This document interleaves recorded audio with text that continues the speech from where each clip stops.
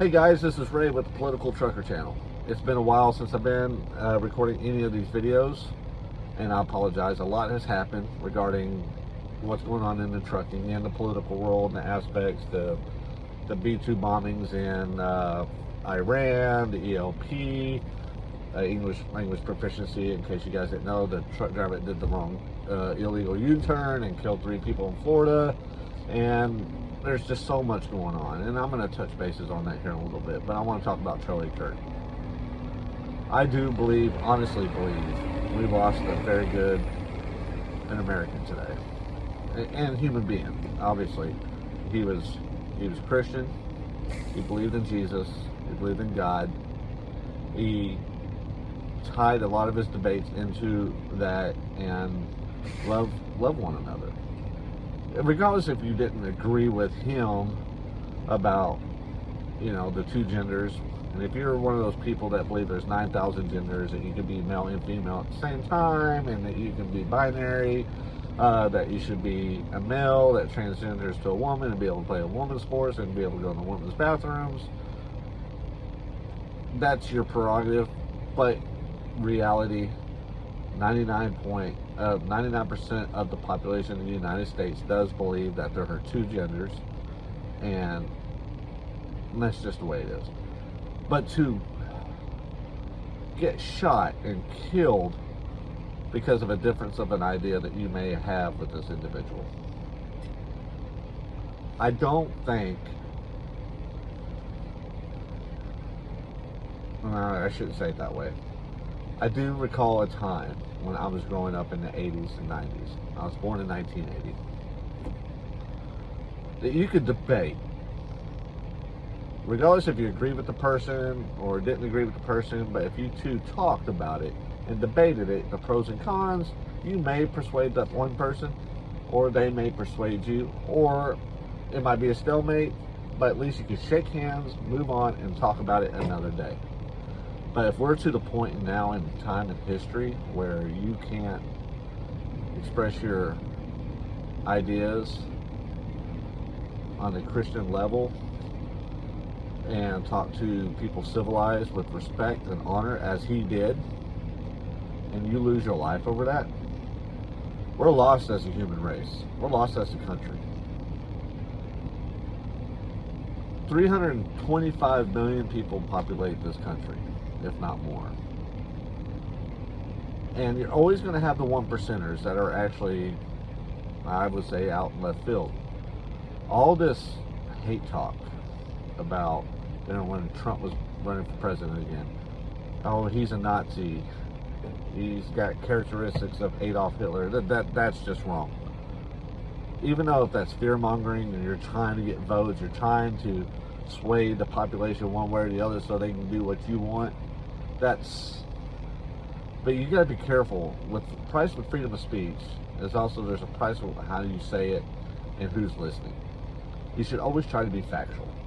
But to say that, you're always going to have those 1% of people think, they say he's like the Nazis. We all dream about what it would be like to go back in time to take out Adolf Hitler. You'd be a hero. Well, some of these people are thinking that. The assassination attempt in Butler, Pennsylvania was one of them. The second one down there in Florida at his golf course. So, if we're to the point where we're showing violence towards someone, like what happened to Charlie Kirk today, and you had those other lawmakers that were assassinated up in the north just recently. I don't have any details on that. I apologize. I will check into that. This is ridiculous. Regardless if it's on the right or the left, you should not resort to violence. Violence is only there to protect yourself and defend your neighbor, your property, your house, or whatever. You shouldn't be going into using deadly force because somebody has a different point of view than you. Because one of these days it could turn around and you could be on the receiving end of that. I didn't know Charlie had a wife and 2 kids. I never really knew that much about him. I see him on my Facebook page, and I see some of the short videos with him and Vivek during campaign season, I would watch some of these far left liberals try to debate him on transgender, cisgender. I've got nine different pronouns that I use, and I got 23 different sexes that I have. You know, I found it comical on my side. You may believe in that, and that's your prerogative. But it's not. But it's not for me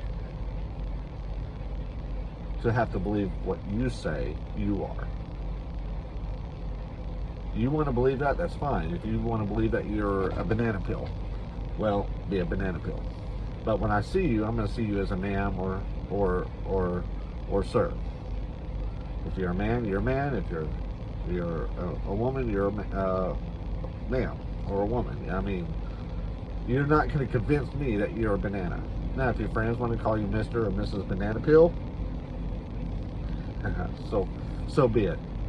But I don't have to fall into that genre. It'd be like me saying, hey, my name is Raymond, but I go by Ray. Well, I'm letting you know I go by Ray, but it's still your prerogative if you want to call me Ray or Raymond. I can't force you to call me Ray. You can call me Raymond. And I'm going to respond the same way. But whoever took Charlie's life, and I understand that they still haven't found him, he was brutally murdered on live TV. And I say TV, and we're talking about on the internet. Everybody had phones. Charlie wants you to record. He loves for you to record for prosperity or whatever it is. He wants you to be there. But he was killed in the presence of 3,000+ people, shot in the left side of the neck. We don't know what type of weapon it was. We don't know if the shooter was a male or a female. I mean, we don't know. But I have confidence under this administration that they will find him. But this person was evil. And I'm reading, and I can't quote the Bible. I mean, Charlie could. A lot of people can. My wife can. My father-in-law could. I'm just saying, I can't sit there unless I can actually, if I'm really interested in that book, I can remember passages, page numbers, down to where the ink was faded on a certain letter. That's where my memory goes. But the Bible, I have a hard time reading it. It's not because I can't read it, I just have a hard time getting into it. So I listen to a lot of audiobooks. So I bought, the day it came out, September 9th, I bought Confronting Evil by Bill O'Reilly. Love his writing. I believe Bill looks at it from a center line, not left or right. I think he looks at it from center, and he's a historian, but he might be a journalist, but he's also a historian. So I'm sitting there listening to the Confronting Evil. You know, I'm sitting there with chapter 1 with Caesar. Then I'm sitting there listening about Mao, Stalin, the drug cartels, Putin, and it's just amazing how many. Genghis Khan. It's amazing that if you look at Mao and Genghis, they're really close on how many people they have killed, and they were utterly brutal, and they don't care. They really didn't care about human life. This person doesn't care about human life that killed Charlie. It doesn't matter if you kill 40 million people or one person. The intent to kill Charlie was pure evil. Genghis Khan and Mao, the intent to kill 20, 30, 40 million of people, including their own people, that was a decision they made to better themselves or to have them standing in a position where they are secure. That's what this person was doing. Looking at, well, if I kill him, I'm going to feel better. Or it's going to make things better for future prosperities.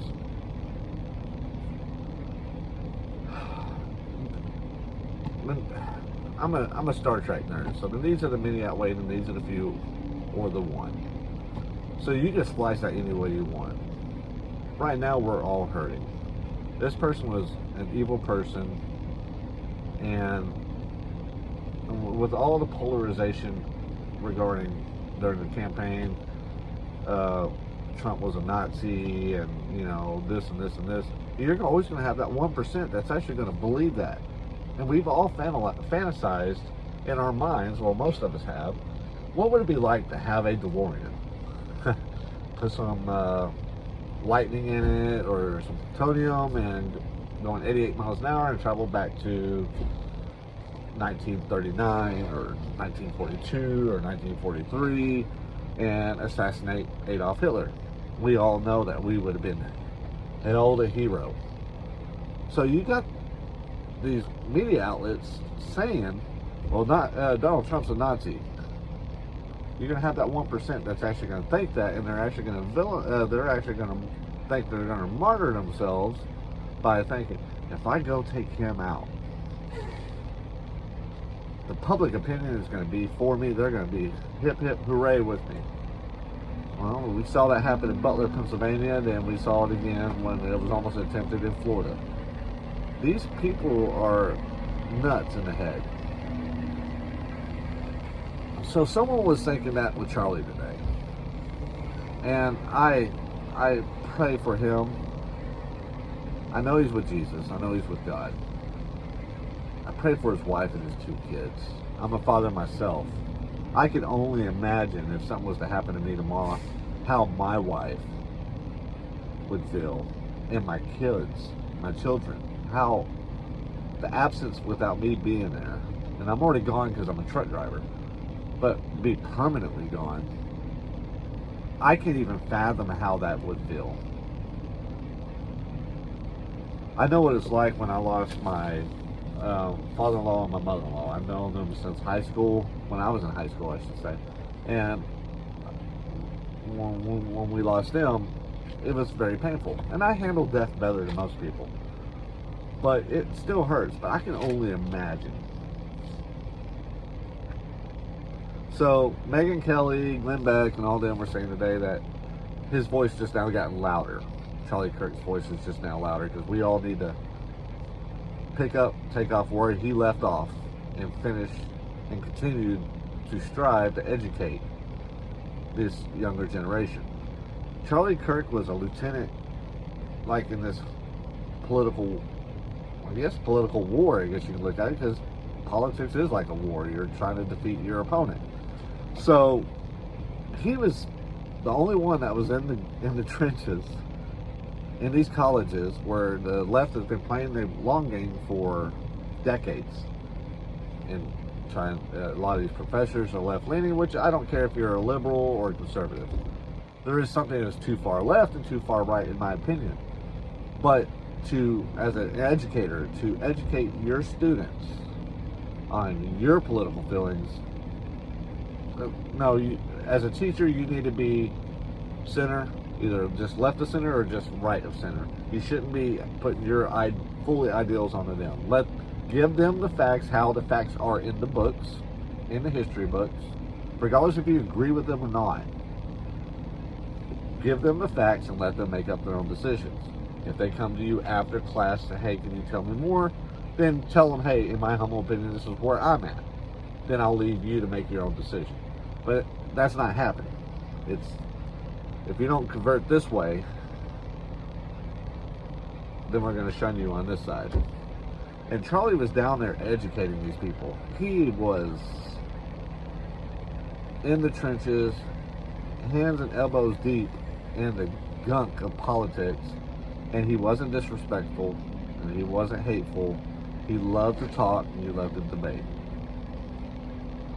So I'm going to do my part, and I'm going to keep this up. I'm going to try to educate everybody on the facts. And this are the facts.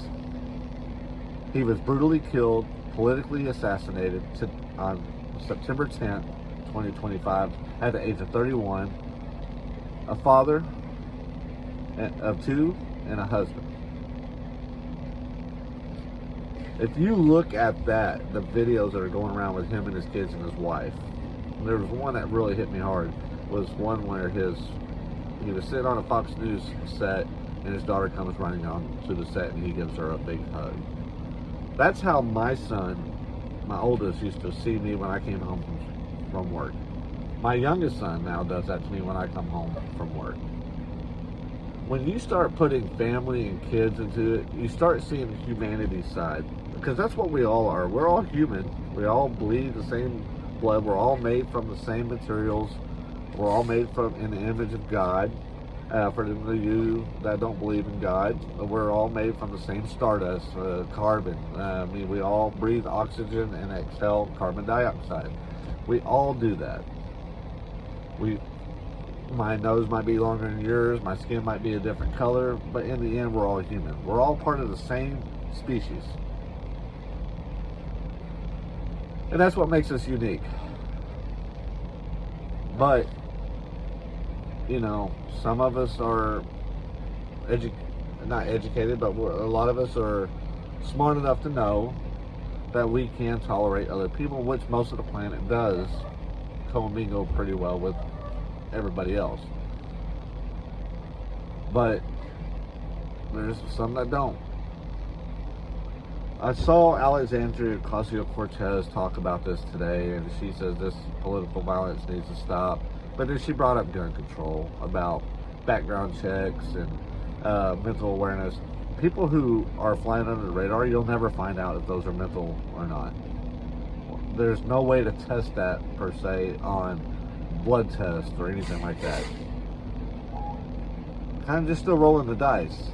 And I'm going to tell everybody this, and you may not agree with me, but as from the dawn of humankind, starting with Cain and Abel, murders happen. People are sick in the head. Evil is always going to be there. And Cain did it with a bone knife or from a jaw of an animal. As technology improves, the amount of people that can die from a weapon increase as well. We can do terrible things to each other as a human race with the weapons we have now. But that was no different than when it was with the slingshot. No different when it was spears, then bows and arrows, crossbows, and the advent of gunpowder, cannons, rifles, handguns. Now we're talking about thermonuclear weapons. As technology improves, we invent more ways to kill more people. And I'm going to tell you this. A gun does not kill a person. A person kills a person. I can leave my gun on the dashboard of this semi-truck right here. It will not pick itself up and point it at somebody and shoot somebody. I have to enable it. I have to pick it up. I have to pull the slide back. I have to put a round in the chamber, and I have to pull the trigger. I still have to point it at somebody. The gun doesn't kill anybody. The person kills someone. It doesn't matter if you get rid of the guns. People are still going to find ways to kill somebody else, regardless if it's through a shoestring and you choke somebody, or a rock in a sock. There's going to be ways of killing someone. So all I can say is, please keep his family in your thoughts and prayers, and understand this. If you want to debate somebody, debate them, but do it respectfully and calmly. Don't yell, don't scream. If you're yelling and screaming, you definitely aren't going to change anybody's mind. Let's get back to fundamental rights and the fundamental manners of what this country was founded on. You don't think the founding fathers had heated discussions? Well, I'm sure they did. But they didn't go grab a musket pistol and start shooting each other. No, they worked it out. They compromised. And it's about time we do that as a country. Because I'm telling you right now, we're going to need each other. In the end, we all lean on each other. So I don't care if you like Donald Trump or don't like him. I don't care if you like Charlie or don't like him. But to celebrate his assassination today, and I've seen that on social media today, you probably need to look in the mirror and self-reflect, and maybe, not maybe, you need to find God. You need to really ask for forgiveness, because celebrating someone's death like this is not right. My name is Ray with the Political Trucker. I'm going to talk more about other things in the future, and I would actually just want to say, give a moment of silence for Charlie and his family.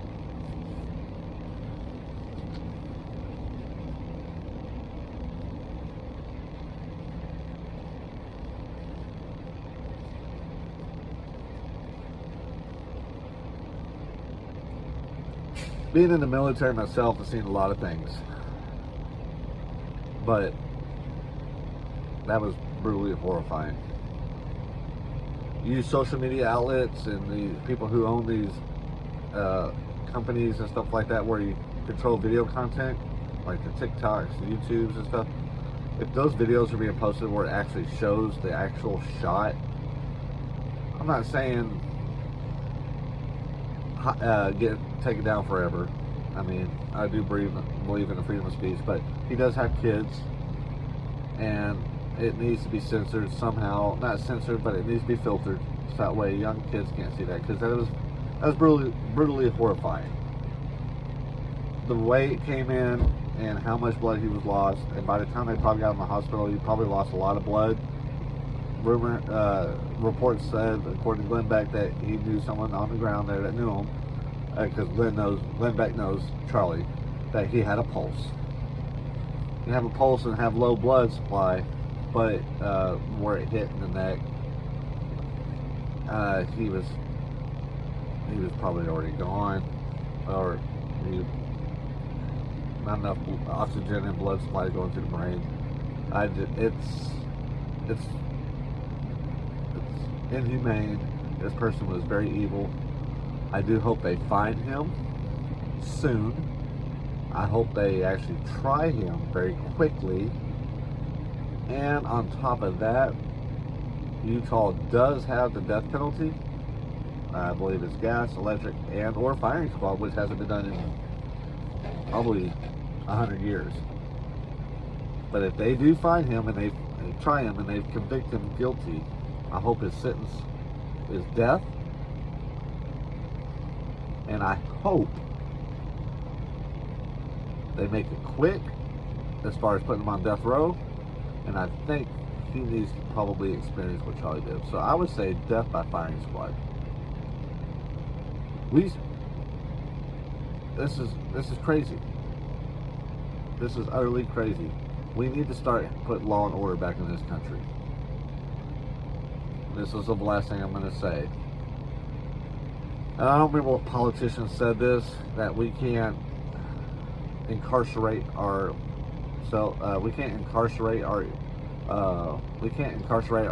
way out of this. Well, yes, you can. Absolutely, you can. Start holding these criminals accountable. Like the young lady, the Ukrainian refugee that died in Charlotte, North Carolina, on the subway or on the bus, public transportation, stabbed in the neck. She didn't die right away. She knew something had happened, and the guy was just walking the bus. I got the white girl. I got the white girl. And then when someone asked why, well, because she called me the N-word. Well, that was never said that on the video. People are sick in the head. Some people need help, and sometimes locking them up, holding them accountable. Sometimes some people are just not being able to save. If they do a violent crime, they should pay the violent price. In this case, the guy that stabbed her in the neck, he should die. When they catch this guy that killed Charlie, he should die. The guy that was about to attempt to assassinate Donald Trump in Florida, he didn't pull the trigger, but he had the gun and his intent was there. nothing less, he should probably serve life with no parole, and I think he should go to the Alcatraz and the Rockies.